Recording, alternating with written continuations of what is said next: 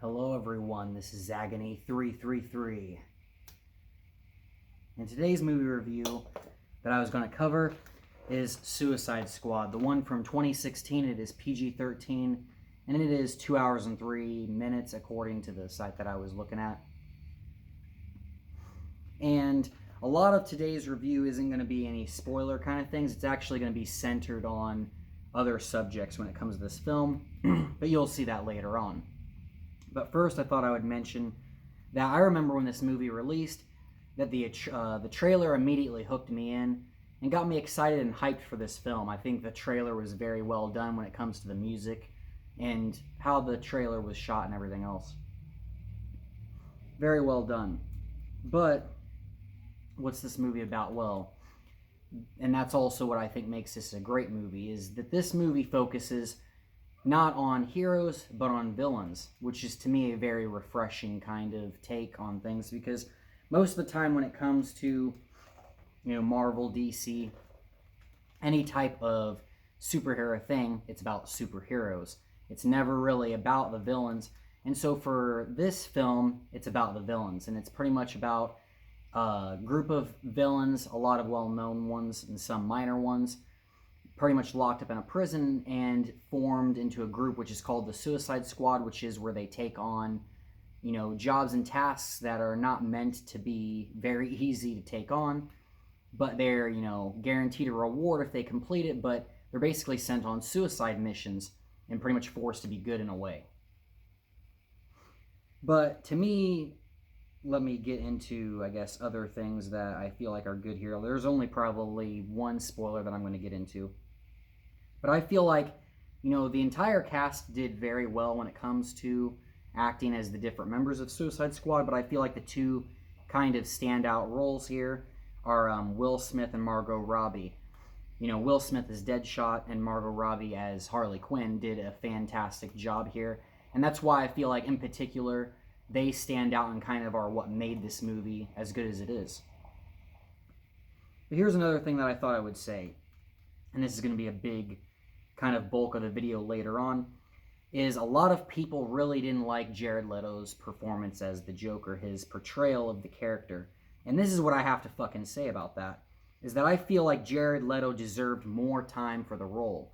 He deserved more screen time, and maybe more time to figure out what he wanted to do for the role. Because if you read any kind of information on the movie and stuff, you'll come to realize that he wasn't trying to make a typical, he wasn't trying to copy anyone else's role. He was trying to do something unique with it and do his own thing with the role. And that's the other thing I was going to put here is, as I mentioned before in Requiem for a Dream, he's shown that he's a capable actor in other films and stuff. So to me, his acting exactly wasn't poor. He was trying to do something unique with the character, and I feel like the character was sort of misunderstood and not really given the time necessary to show what this character could do. Because when you think about it, in this film, Joker is really a sort of minor character. He's not one that's really in this film very much anyways, so there's not really much time for him to have made, great scenes and really show what the Joker is in this, series.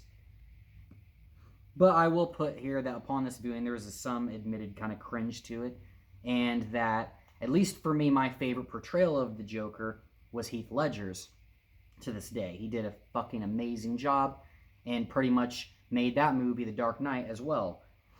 But, and then another one would be Joaquin Phoenix as the Joker did a fucking great job.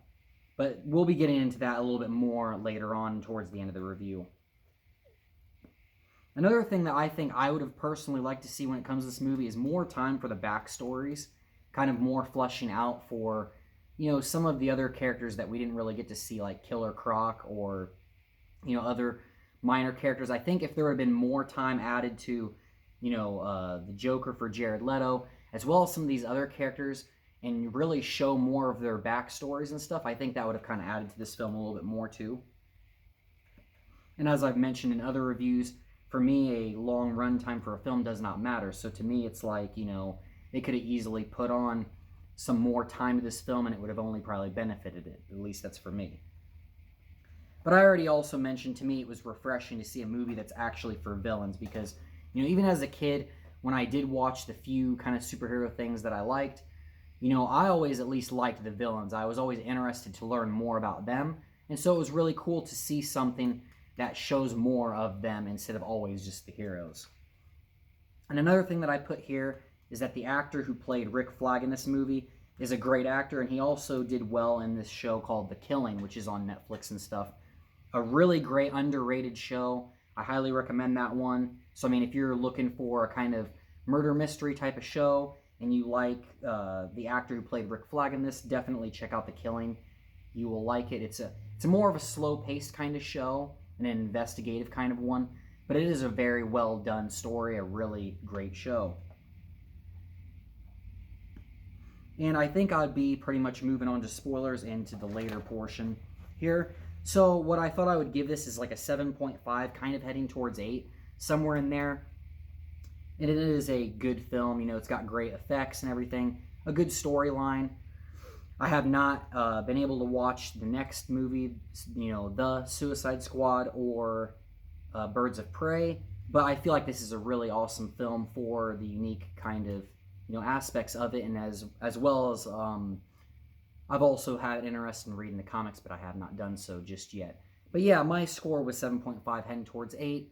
I hope that you guys are having a great, wonderful day, and for everyone else who wants to stick around for like one spoiler, as well as maybe a little bit more of a discussion on Jared Leto and his portrayal of the Joker, let's do this shit for everybody else. Peace.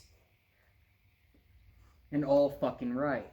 Let me grab a smoke and mention the one spoiler very fast. To me, one of the scenes that at least I really loved was when they kind of figure out the truth of things between Rick Flag and, you know, Enchantress or whatever the fuck her name is, the witch.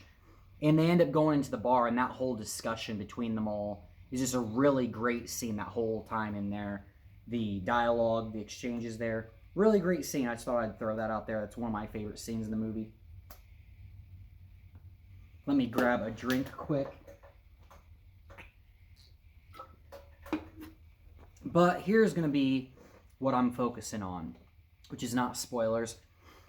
But this is what I thought, and this might be kind of humorous, but we've talked about Jared Leto and his portrayal of the Joker, and I know from many people I spoke to, as well as many things I'd seen online when this movie released and afterwards, that a lot of people did not like his portrayal of the Joker, and I'm one of the few who actually was okay with it.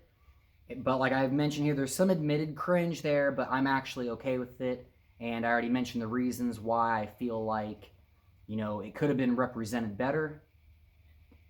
But here's the question I wanted to propose to you, and that is, you know, why so fucking serious? Has the Joker become too serious of a character, too serious of a role? And what I mean by that is, when you fucking think of it, okay, you know, Heath Ledger, Joaquin Phoenix did amazing jobs with their roles as the Joker, and, you know, still kind of hold the crown when it comes to it. But, and, you know, there's also, I think, that show called Gotham. I've never watched it. I've heard that was good, though. But the question I was wanting to propose is, yeah, you know, are we taking the Joker way too fucking serious? Because when you think about the Joker, what is the Joker? He's a fucking clown. He's a fucking clown, okay? He's not supposed to be 100% serious character. You know, there's supposed to be some cringe there. There's supposed to be jokes there. He's not always been meant to be taken so fucking seriously all the time. So in a way, when you think about it, you know, was Jared Leto wrong to try something unique with the character? Absolutely not. Because do we want to just see reiterations of Heath Ledger's version or Joaquin Phoenix's version? While those versions are great, when you think about it, you know, over time as we make new versions of the Joker and stuff, we're going to want to see different portrayals, different things here. And so I don't feel like it was exactly wrong of him to try to make a different character with this character. You know, that was the right thing. I just feel like he wasn't really given much time with this role, and, you know, a lot of the scenes were trimmed out. I mean, there's even stuff you can look up that says that there was more screen time that was originally planned that was trimmed out for this film. And like I've also said, he shows that he can act fucking well. So yeah, are we taking the role of Joker maybe too seriously? I think so sometimes, because when you look at the original source material, when you look back, you know, the role of Joker wasn't always as such a serious fucking character that was always, completely unhinged. I mean, he's obviously unhinged, but what I'm saying is this character was meant to be laughable, to have jokes, to be a fool sometimes and not always so fucking serious. So in a way, I think Jared Leto was trying to bring the Joker back to what he originally was, which was not such an ultra serious kind of character. And I think what that all kind of boils down to is a matter of preferences. Because, I've talked to people over the years that prefer Jack Nicholson's portrayal of the Joker more so. Like I've already mentioned my favorite portrayals and stuff. But yeah, that's this thing. Do we want to just continue to see these ultra serious roles as Joker? It's cool to see them. They're very well done and they're awesome. But yeah, that's the question I thought I'd propose is maybe we're expecting the Joker to always remain serious when this character was never meant to be such a serious fucking character to begin with. But I guess really I've touched on everything. I still do like Jared Leto's portrayal of the Joker, and I do feel like if he would have been given more time with this character, more screen time, more of a chance with it, that maybe people would have thought a little bit differently about it. But that's up to perspective, and that's up to what everyone else, every individual kind of decides. Everyone's got their favorite Joker. Everyone's got their favorite fucking Batman. Everyone's got their favorite version of these things. But yeah, that's the fucking end of this. I hope that you all have a great, amazing, wonderfully fan-fucking-tastic day, and I will see you guys in the next video fucking review that I do. Peace. Have an amazing one. See ya.